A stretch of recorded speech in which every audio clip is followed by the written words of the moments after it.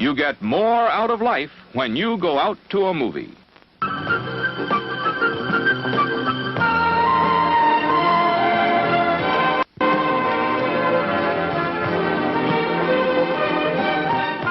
And now, on with the show. It has been a while, but I am happy to say welcome back to the box office. I'm Jeff Johnson. And I'm Garrett Gibson. And for a Film By podcast, we're here to offer you a quick, spoiler-free review of not one, but two films currently playing at your local theater. We've got vampires, accountants, plenty of action on tap.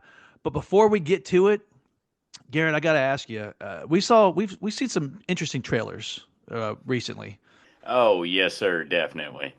Quick takes on a couple trailers, because I got some thoughts. I Know What You Did Last Summer. Oh, now see that one right there, just the trailer and the way it's starting, you get that very 1996 Scream vibe from it. You know, you see the pool lights kick on and everything. Blatant Scream ripoff. Yep, you see that Casey Becker kind of scenario, and you're like, ooh, well, hello here. From the trailer, cinematography looks absolutely amazing, and I feel like seeing the new faces mixed in with some of the familiar faces, seeing Freddie Prinze Jr. and everyone pop up, that's something I'm terribly excited about right there. Strike one. We're calling it I Know What You Did Last Summer. Halloween did it recently. I just think it's lazy. I don't know, but I can look past it. I gotta be honest, I don't care about a single character that we like. These new kids, I just call them cannon fodder. I don't give a shit. I hope they get sliced and diced. I'm not a fan of any of them. No personality. No, none whatsoever. But again, seeing the Freddie Prinze Jr. and seeing Jennifer Love Hewitt, those two things I'm excited about. But You're absolutely right. We have seen these kinds of things with Scream and, of course, the Halloween series. And it happens every couple years we seem to get one of these. So it's going to be a mixed batch going into it. Legacy sequels are cool. Just do a little work. Just give us a cool title and bridge it to the original material. That's all I'm saying. And I love seeing J-Love. But I've got one question. What did you do last summer? It's like, come on, that's a little corny. I don't know. Jury's out, man. Jury's out. Like you're excited for it, so I'm going to be excited for it. We'll definitely get to it. Moving on, though, another one I'm a little conflicted on. Predator Badlands. Now, see, with Predator Badlands, there's a few takeaways from that trailer. I'm excited to see more into the Predator universe, of course. Mm-hmm. But the Predator that we see, that aged Predator that's not wearing the mask or anything like that, I do not like how this Predator looks. Thank you. Okay. It gets so far from the source material that we had started with that I feel like we've lost something along the way, especially after Prey, in my opinion, absolutely delivered on it. Made me absolutely excited to see this film. Soon as they announced it, and then I see this trailer, and it kind of doused my hopes a little bit. Prey was just awesome. We didn't see that coming, right? I'm watching the trailer for Badlands, and my first thought was, are you seriously telling me we couldn't get Dan Trachtenberg to come back and do another movie? Because what he did was awesome. Who's doing? But he is back. Yeah. I just don't understand the look of this Predator. Like, is this like a teenage Predator? Like, got the hair, the dreads are pulled back. Flicked back, yep. He's a good guy. Like, the Predator's the hero of the movie. That doesn't work for me. It just doesn't. And also, it looks like he's almost got an AI handler, is what I'm picking up from the female character in that. Elle Fanning. Okay, so let's talk something good here. Did you notice? It's you blink and you miss it, but she is clearly an artificial person. I believe they like the term. Her eyeballs have the Wayland Yutani logo on them in that scene. Now, I did not notice that. I did see the eye switch, but I did not pick up on that. So you got to freeze frame it, and it's there, man. So I'm excited about that because we're kind of bridging the Alien Predator worlds again. So that could be kind of cool. Trailer kind of feels like Predator goes Star Wars. with like I'm glad the somebody said Dagobah it. spaceship looking things, and like the sword that's glowing red. You But know, like more like a yeah, dark blade. yeah, What's that one more that like a they have in dark Mandalorian? saber. Yeah, Dark yeah, saber. Yeah, thank you. yeah, I don't know. Jury's out. Jury's out. But I want yeah. to be excited for it. That one I want to be excited for, but like I said, they just kind of doused my hopes and dreams with that first teaser trailer. It's So hopefully just we get a little bit more, and I'll get a little more excited once we get a little yeah. closer. The Predator has such an iconic look. It was scary as all get out in 1987 with practical effects, and this CGI thing that's going on. No, No, no, thank no, you, the no, glow in the thank you. dark eyes look and all of that, Eh, it's killing me. it is. It's hurting a little bit. But let's talk about something. Let's talk about one more, and then we'll get to our movies. This new Jordan Peele thing, him. I don't know about you, Now, but we're sitting there. I'm like, this is going to be one badass football movie until it's not. It goes real sci-fi horror, like 30 seconds into the trailer, right? What's going on with this trailer? so this trailer at first it kicks off. We're sitting there in the theater. I'm thinking we're getting a Gatorade commercial or something Yeah. like that, the way it's playing out. And soon as Jordan Peele's name pops up, the music changes, the whole like music, everything kicks in, and you can start hearing Marlon Wayne's voice as the trailer is going. Yeah. And that movie looks absolutely insane. It's on par with the rest of the Jordan Peele universe that Mm-hmm. he's got going on out there.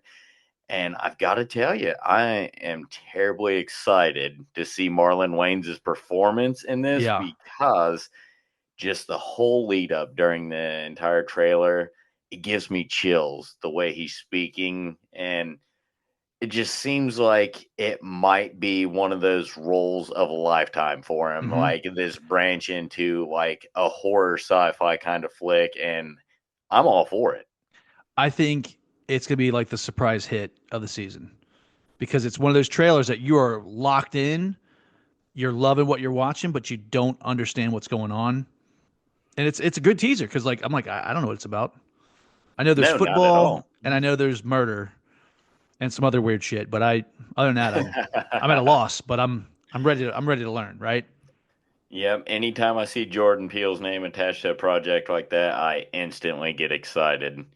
Well, me too. And I'll tell you another one. Not that kind of revealing my hand here, but I'm excited. Let's talk about Sinners. We gotta stop them, Smoke. We gotta get them before they get away. Ain't you a soldier? Didn't you just shoot 2 men for touching your truck? You just gotta stay through the night. And what? Let them kill the whole town? Turn everybody to monsters?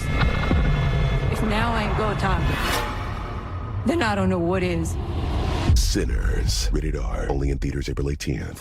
Oh, now Sinners is one of those masterpieces.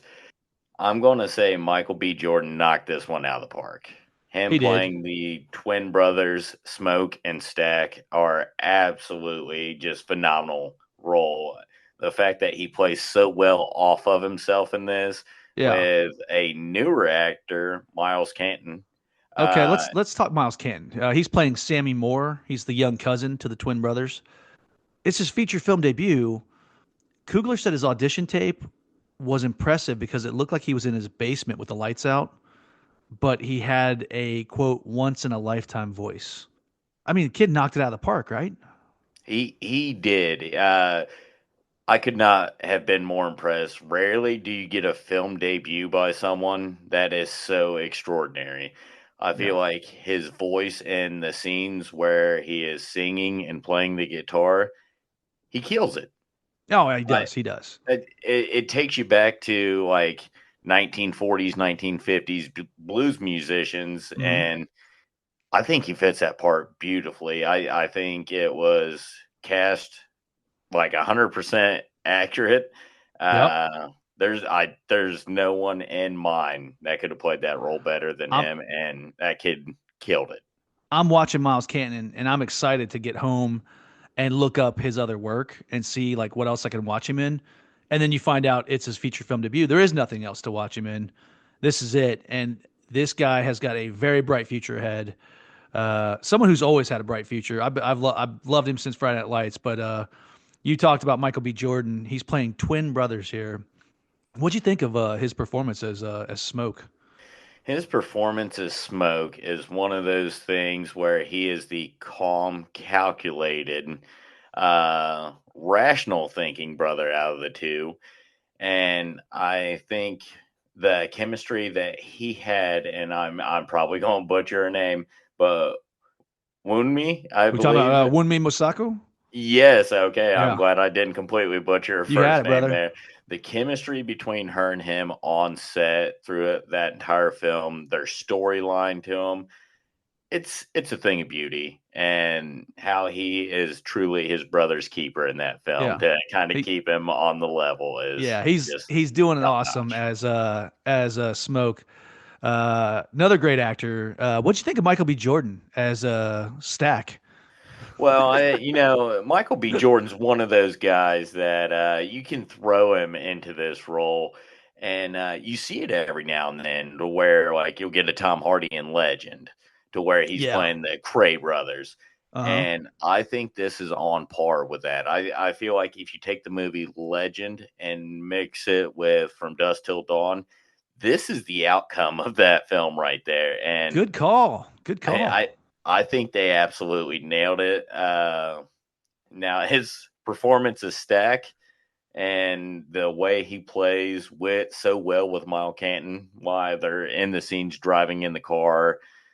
It's How about taking a drag off the cigarette and passing it to himself? that's. I mean, that's one of visual my effects. favorites. Yeah, Yeah. it's good. You mentioned Wunmi Mosaku as Annie. I've never seen this woman in a film before, but like Miles Canton, we need more of her. We need to see more of this woman. Phenomenal actress, right? Absolutely killed the role. Yeah. Just perfect. Yeah, she's like a kind of like a voodoo priestess, kind of a witch, but a good. I don't know. I didn't know what was really going on there. I just knew I liked it. Right?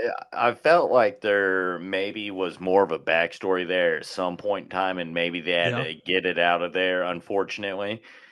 But what we did see of her and like the past and everything that the fans will get to experience when they go see this movie or they stream this film, they're just going to be blown away with her performance. Yeah. Garrett, I don't know where Delroy Lindo has been, but I'm sure glad he's back. He's here playing Delta Slim. Just fun Now, to watch, man. Just fun. this is a role that, again, Delroy Lindo is someone that I've not seen in a very long time. But this is someone that, in the 80s, 90s, early 2000s was Mhm. just any role he was in, you believe that role. And my favorite role to date is still him opposite of Mel Gibson and Ransom. There it is. Yep. Yeah. Yeah, Fantastic in Ransom. yeah, he is an amazing actor, and I feel like any role with him as a detective is just automatically a grand slam. Yeah. But But seeing here him, he's like he's the old blues guy in town. he's the old You know? blues drunkard guy that's Yeah. spent all his money on women and wine. Yeah. That's and all he wants, man. and see now him again with Miles Canton. We always come back to this Miles Canton kid. Those two together is Uh-huh. just extraordinary. You get someone that's been in the game for so long, and this is the other one's first movie, and you can't tell where one stops and the other begins because I'm they with you. just play so well with one another. Yeah. Now, Haley Steinfeld, she's playing Mary. We've watched her grow up on screen over the years. She's got a foothold in the MCU right now, but I think her performance in Sinners is her arrival as a star because she's a couple parts crazy ex-girlfriend. She's a good girl. She's a bad girl. She's a villain. She's a hero. She's getting to do everything in this movie, right? She absolutely is. So this is one of the roles that I was terribly excited to see when I saw the cast list originally. I was like, Haley Steinfeld, why does that name sound so familiar? And it goes back to her True Grit days with, of course, Jeff Bridges. For that being like one of the starting points of your career, you know you're going to be a very talented individual getting to work with the likes of that. And I believe she's learned a thing or two from working with all these greats over time. She's an adult now, you know? She is. Yeah. She brought all that knowledge to this film. Like you said, she portrays the villain, the hero, the good guy, the bad guy. She does everything just so well in this film. I couldn't recommend her any higher, honestly. Garrett, you know as well as I do, you can't care about your hero if you don't care about your villain. And Jack O'Connell playing the leader of the vampires, this guy Remick. How fun is this guy? Now, Jack O'Connell as Remick, that is one of those people that is such a charismatic villain that as the film goes, you actually start to like the villain a lot. Though you're always rooting for the good guys, don't get me wrong. But Jack O'Connell, like I said, the charismatic nature of him in this role, just the simple things like the singing and the dancing in this movie. It's like river dancing vampires. I'm in, man. Yes. I'm in. 100% in, singing old Irish folklore songs.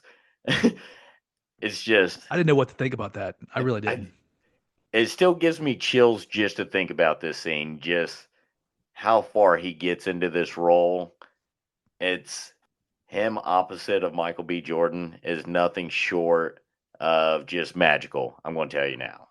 I'm never going to root against Michael B. Jordan. I'm definitely not going to root against two Michael B. Jordans. But man, it's just fun to see Remick just try to get in that church, that old slaughterhouse thing that they're holed up in. It's a good time, man. It's definitely a good time. One last guy. I know we got to move on because we're trying to be we got to be spoiler free, and we got two movies to talk about. But I loved the little add-on at the end, the little Easter egg. We got it with Sammy as an old musician at that point, played by Buddy Guy. This is one of the all-time great blues guitarists, and several musicians cite him as an inspiration. Garrett, I think you've probably heard about a couple of these guys. I'm talking about Jimmy Page, Jimi Hendrix, Eric Clapton, and Stevie Ray Vaughan, just to name a few. These are guys that looked up to Buddy Guy, and it's cool. Like, I love the fact that Ryan Coogler can take someone like this, one of the all-time great blues musicians, and put him in a movie like Sinners. Loved it.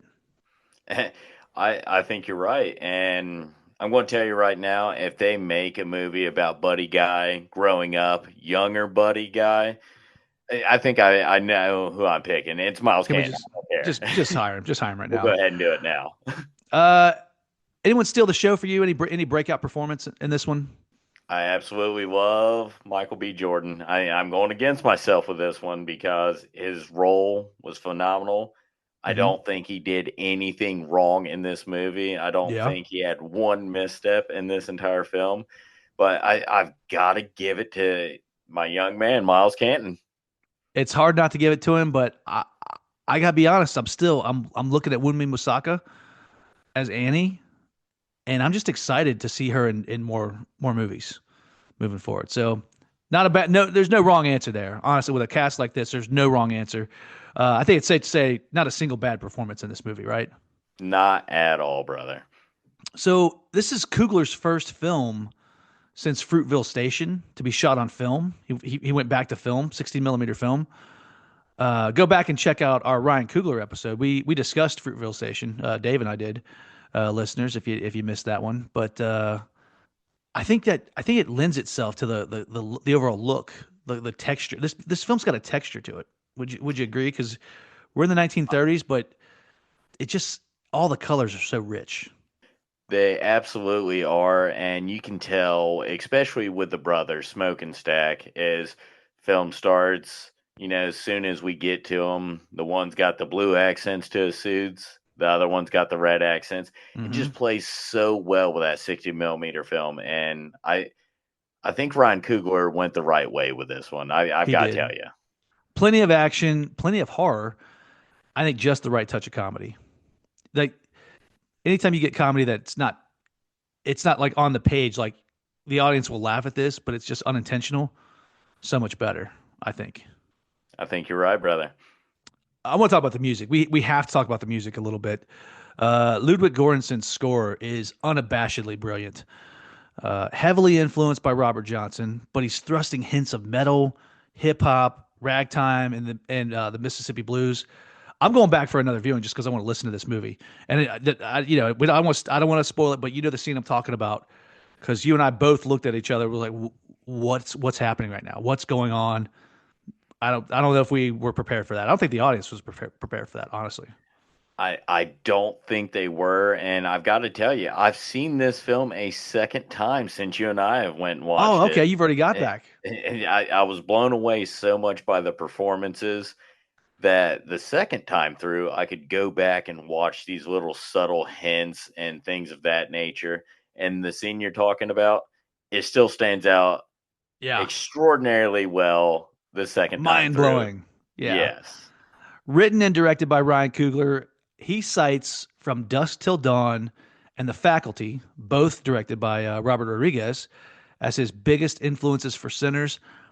I think you definitely see both those movies in here. Maybe a little bit more From Dusk Till Dawn than The Faculty, but I also don't feel like he's just cribbing from it. It feels like a nice like homage. Would you agree?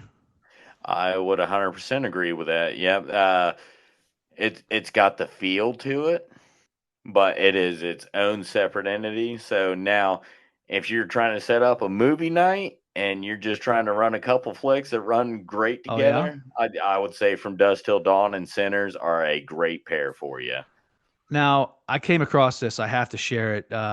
When we talk about the pacing or the editing of this film, listen to this. This is going to blow your mind. Coogler cites Metallica's 1988 hit One from the band's Injustice for All album as the basis for this film's pacing, saying, quote, I wanted the film to have the simplicity and profound nature of a Delta blues song, but I wanted it to have the contrast, variation, and the inevitability of a great Metallica song like One. It starts off with almost like an easy listening solo, you know what I'm saying? And then it just goes batshit insane in a way you could never have seen coming. At the same time, it feels like it's getting to go there all along. And Garrett, I found out that Metallica's drummer, Lars Ulrich, is actually credited as a drummer in the film's scoring orchestra. Really? Now, that is a bit of information I did not know. But for that to be the pacing for this film, it makes me love it even more. Would you ever expect Ryan Coogler to use a Metallica song as like the basis of how he's going to pace a film? That's awesome, dude. That is something that only he could do right there. He could have done no wrong with that, I've got to tell you. All right. Well, listen, Garrett, I know this is your first time on Back to the Box Office. This is the point where we got to tell our listeners whether they should see it, stream it, or skip it. Obviously, I say see it on an IMAX screen this weekend. See it twice because you got two Michael B. Jordans. You've already seen it twice, so where are you at on this one? I say you see it on the big screen, and then once we go ahead and get the release for it, you go ahead and stream it. You go ahead and buy yourself a Blu-ray copy of this film. Oh, yeah. It's 2 thumbs up for me by far. Well, Michael B. Jordan and Michael B. Jordan aren't the only brothers to catch on the big screen currently. Let's talk about Affleck and Bernthal in the long-awaited sequel, The Accountant Part 2. On April 25th, The Accountant is back. But this time, he brought his brother. That's him. It's been a minute. You like puzzles? Let me do the talking. Khaki Pants here wants to scrap. My brother wasn't having a good time tonight, but now he will. Is there anything better than punching somebody in the face who's got it coming? The Accountant 2, rated R, April 25th. All right, so Ben Affleck as Christian Wolf. Garrett, I get that Chris is evolving and making an attempt to seem more normal to those around him. But did you notice there's like a slight inflection in his voice this time out? Like, I almost wonder if he's still developing the character. Did you pick up on that at all? I did pick up on it. It doesn't sound like the same Christian Wolf we got in the first film. No. Yeah, the dialogue, it's still written the exact same way, but just Yeah, the it's just way it Bill is Dubuque. delivered. Yeah, just the way it's delivered. I don't know if it's something they're workshopping. They're I, trying to find that exact character, that's something that they didn't come across in the first film.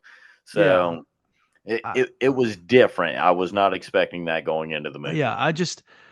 I feel like in the first film we got like Ben Affleck is just playing a cold, emotionless Ben Affleck, and in this time out he's almost trying to play a character of that character. Like the voice is just there's a subtle thing about it that's just a little off, and I don't know that I like it.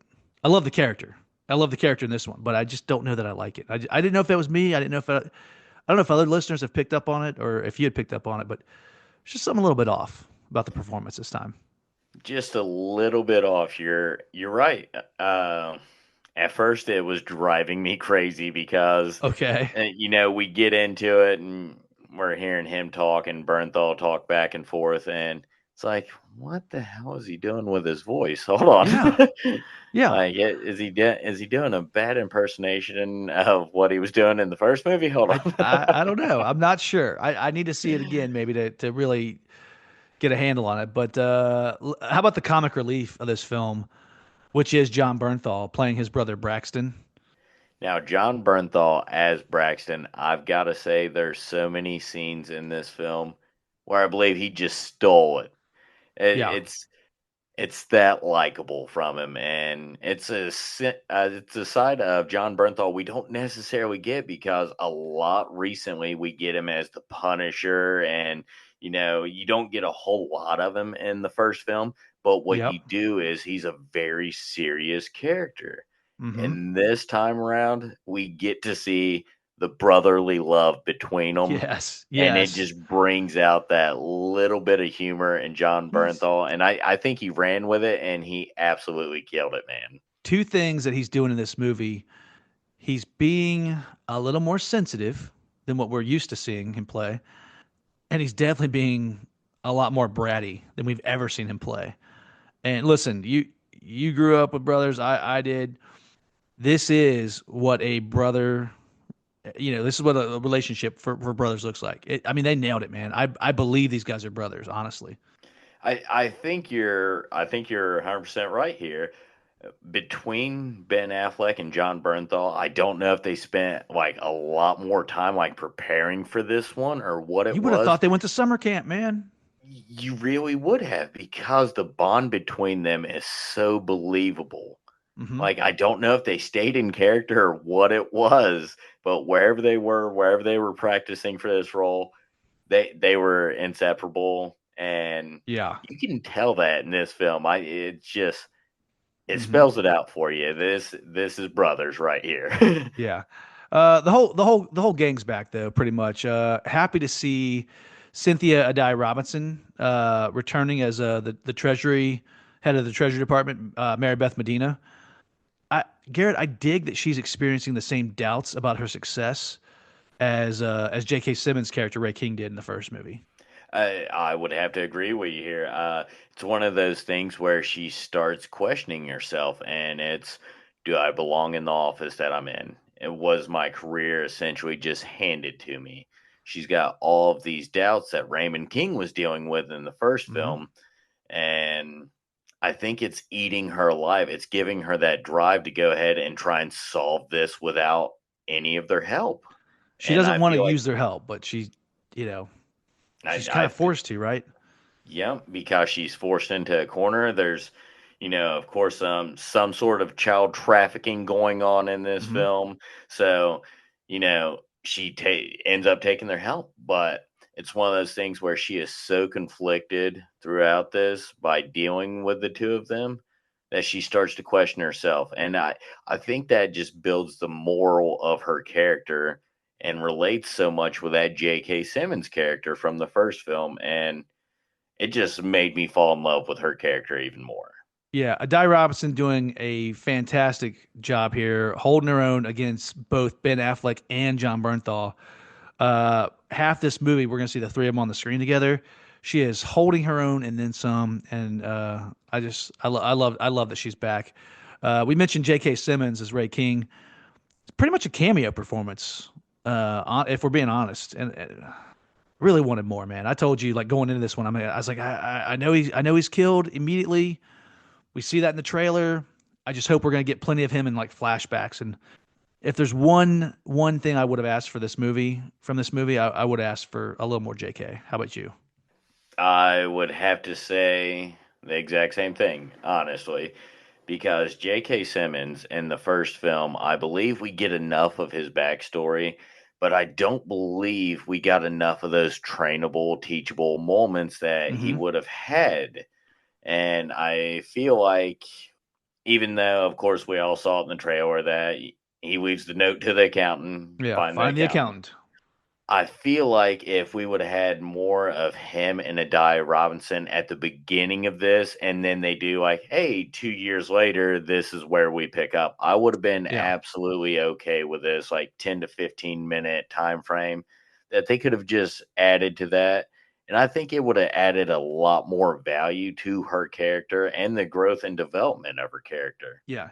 Give me one more scene where it's a flashback and he's putting her in the chair, and she doesn't know that she's ready for it. And he's like, I wasn't ready for it, but you'd be great. And like, wishing him well. And, cause he's like a private investigator. He's retired, but now he's a private investigator. That would have been kind of cool. I would like that, but, oh well.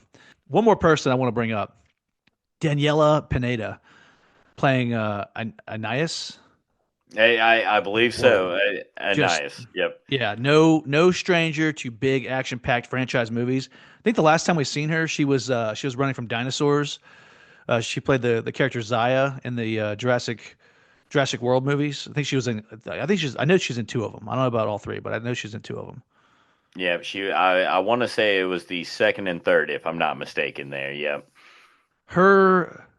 Listen, this could have easily been a cliched character.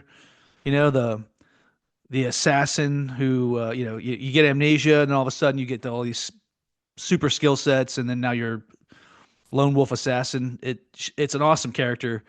I'm going to go ahead and say, like, as far as stealing the show, breakout performances, yes, this is Bernthal's movie, but she's the breakout performance here. I'm ready for The Accountant Part 3, but I'm hoping for a spinoff about her character. I think you hit the nail right on the head there. Her performance in this film is something that I wish we could have got in other films like a John Wick or something like that, to where they build these characters up. And I feel like they did it just right. And the amount of time that they had, the amount of development they put into this character, the amount of feeling that you get for this character as the film goes, and just her being an utter badass in this it's one of those things where you don't want to miss a second she's on screen, whether it's just sitting there talking politely with J.K. Simmons, or if we're flashing forward to her just messing some people up. I'm all for. I like the CCTV coverage of her in the hospital, like going all Sarah Connor on the guard and the doctor, like that. She's awesome, man. She is. As far as bad performances, I mean, this is a lot of great performances here. If there's one person I'm going to single out, though, the bad guy. He's got the henchman, who kind of dials it up just a little too much at the end when he's trying to round the kids up onto the school bus and get them off the school bus. It's like, settle down, guy. Just a touch. I've got to say you're right about this one too, Jeff. It's one of those things where I did not believe him as the main henchman for this big time like baddie, and it's like I don't want to say he underacted. Maybe it's how the character was written or whatever it may have been. I didn't believe it. I didn't buy it, and I feel like we deserved a lot more from this villain. We could have had someone better, I think. Because like I believe the guy when he's like in sniper mode, killing the informant. Okay, he looked kind of cool, but when he puts on that Hawaiian shirt and he's just like screaming at these kids. Like I just like settle, dude. They'll get on the bus just like, but he's freaking out. Like I don't know. I think he dialed it up. He's like, this is my one moment. This is Affleck and Bernthal aren't on the screen. I'm not sharing a moment with them. It's my chance to really I've got go to take scorched this earth. to a 10. Yeah, he needed to calm down just a little bit. I feel like him trying to take it to a 10 made it come out as a 2. And again, it's just not believable for me. I couldn't get behind the character. Nah. And ultimately, the main villain in the movie, I couldn't get behind that either. It's just... Nah, well, let's be honest. He's like a 80s cliche bad guy, You're right. He's it's bad Craig for no T. reason. Nelson. Yeah. It's Craig T. Nelson from Turner and Hooch, let's be honest. Yeah. He's got, it's like, well, let's give him a clever, let's give him a creepy catchphrase or a vibe. He whistles "Pop Goes the Weasel," which kind of plays up the movie. Such a weird, strange thing to do. Yeah. All right. Well, listen, we're going down a different path, I feel like. But you know what? This movie also kind of takes a different path because 9 years ago, the excitement of The Accountant was immersing yourself into Christian Wolf's world and discovering his skill sets. Right? It was a borderline thriller. This time, it's more of a road movie meets buddy cop story, but I still think it works. It really works. I don't know your thoughts. Like, this one's fun, right? It's a lot of fun, honestly. It's one of those things, like you said, the first one, it's so cool and calculated, and Ben Affleck's character is so distant with his brother, hasn't seen him in over a decade. And you don't get to see too much of anything other than him being precise. In this one, you get to see that side that he probably had with Jeffrey. Oh Tambor. my goodness. Yeah, Tambor. Jeffrey Tambor. I don't know how it slipped my mind, but how he had those moments in that first film. You kind of want more of that because it humanizes the character. Mm-hmm. And with him and John Bernthal in this film, I think that is just hit right on the head. I think it humanizes the character. You get to have some really fun moments with him. And you get to see John Bernthal's blood pressure go up in several scenes with just an absolute annoyance with his brother. And you're right. It's that buddy cop film. I'm going to be careful here because, no, I don't want to spoil anything. But I really dig what Justine, the British voice, I really dig what she's up to back at the Harvard Neuroscience Institute. And you know exactly what I'm talking about, man. That was an excellent reveal. As far as moving this story forward, just could not be happier with what they're doing there, honestly. I was so curious about the handler from the first film. And I was wondering if we'd get any closure on exactly who that person is, because you almost get like a Hitman Agent 47 vibe from this. You're like, who's his handler? Where is she? What is this? And then they do the reveal and you're like, no freaking way. This is too cool. It's too cool. Yeah. And then to come up with, an extension of that in this movie, even cooler. And I'm excited. Like, where are we going to go with that story? That's what I'm looking forward to. So I think it's safe to say Gavin O'Connor knows these characters, which is why Affleck and Bernthal are so believable as brothers. The action, it's slick, it's fun, explosive. And let's be honest, his use of a well-placed freeze frame is absolutely hilarious in this movie. He gets away with this so many times in this film, and it just... whether it's the bar scene or whatever it may be, you're just like, I love this, man. Yeah, I love it. As far as the pacing, again, Connor isn't trying to make a tense thriller with some action this time out. He's making a full-blown action film with some tense moments, but also plenty of comedic beats. The movie reacquaints us with these characters and then hits the gas for like another 90 minutes or so, and it's all just pure fun. I feel like you hit the nail right on the head there again. It's one of those things that once this film gets rolling, it never stops. Once the brothers get together and meet up with Cynthia Dye Robinson, you're just going to have so much fun. Whether it's trying to solve this case, the brotherly humor between them, or the nonstop action that we get there in those last few sequences is just amazing. So Garrett, I'll ask: should the listeners, should they see it, should they stream it, or should they skip it? I would say go ahead and put on your best pair of Forrest Gump shoes, run out to the theater, and check this film out. Good inside joke there. Listen, I say stream The Accountant on Max or Prime, and then see this one in the theater. That's where I'm at with it. Well, May is upon us, which means the summer movie season is about to kick off, which means it's time we all get our asses back to the box office. We got Thunderbolts in theaters this weekend. Garrett, are we going to go? You're damn right we're going to go, brother, because popcorn's on me if you buy the tickets. Well, he doesn't know it, but David is buying the tickets because he left his credit card here in the studio. So on his behalf, we'll be back with you on Friday to give you our spoiler-free review of Thunderbolts.